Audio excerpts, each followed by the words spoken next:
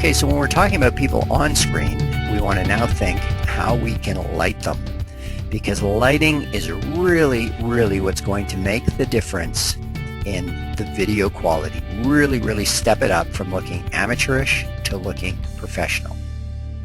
Our next light we'll talk about is called our backlight. Now, let me just back up a second. The main purpose of your key light is to provide that added amount of intensity, first of all, to give you the crisper, cleaner, more detailed look on your subject. So first and foremost, a key light is giving you that base illumination that you need. The second thing, and the first thing that the backlight does, is now we're going to separate this person from the camera's point of view from the background.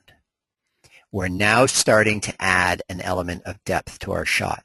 Now, this backlight that you're seeing is directly behind the subject. This obviously would not work. This would be in the camera's frame if the light was standing on a stand right behind the subject. You would see a pole going right through the subject's head.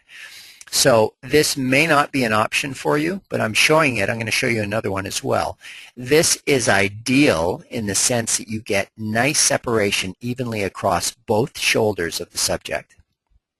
So the main purpose of this backlight is to highlight the back of the head and the shoulders. So we're going to start to pull them off from the background. The only way you would get your light in that position, if you're in studio, it's very easy because these lights are all hung up on lighting grids. But the other thing you can do, and you can look into this if you haven't purchased lights yet, is a lot of lighting kits come with arm extensions on them. So your stand would be off 4 feet out of frame of your camera's view, but then you would have a horizontal bar going up and over your guest hanging that backlight. So that's how you get the backlight right behind. And it doesn't have to be right behind them. You might find that it's off, a foot or a couple feet off to the right or the left, and that's fine as well. Here's an example of when you don't, if you just have 2 or 3 lights straight up on straight stands, you would put this light obviously out of camera frame. So now you're off maybe a 45-degree angle to the right. Typically, your key and backlight, you want to come in it from the same side. Don't have to, and you're going to play with this. You'll find these are all just guidelines. But what I would say for your backlight is this light intensity, it could be as strong as your key light, but you wouldn't want it as broad.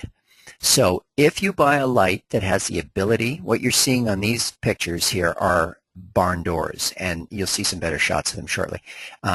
By bringing those doors in, those panels in, it gives you the ability to focus that light a little bit better. We talk about the spill from the fixture. The light will not have the ability to spill outside past those doors because you really want to have a nice tight separation on your subject's shoulders and the back of their head. That's where you're going to aim that light. If you get in a lot of light kits, what you'll find is you may pick one up that has, let's say, 600 watt fixture and some 300 watt fixtures. A perfect one here would be go with a 600 for the key and go 300 for the backlight. You could go the same amount, but you could just, what I'm saying is if your fixtures are all the same intensity, wattage, you have options. You can put gels in front of them to diminish the intensity of the light. Diffusion material, not so much gels, sorry, I should say diffusion material. It's more like a spun glass. If you go into wherever you're buying your lights and you just talk about lighting diffusion material, they'll know what we're talking about. The other way to get less intensity, if your light kit comes with identical lights in it, is simply pull the light further away. So if your key light is, let's say, 6 feet away, 5 feet away from your subject, take your backlight 8 feet away, 9 feet away. It will still provide the same effect for you, just less intense. And depending on the lights you have, the type of lights, and we're going to go over that, that'll partly depend on, where you put them. So you'll play with it, and you'll let your eye be the judge, but also let your camera be the judge. You want it to do a lot of test records, record subjects and look at them back on a monitor, that's really your best judge. Sometimes your eye, not sometimes, seldom will your eye see it exactly the same way your camera will see it.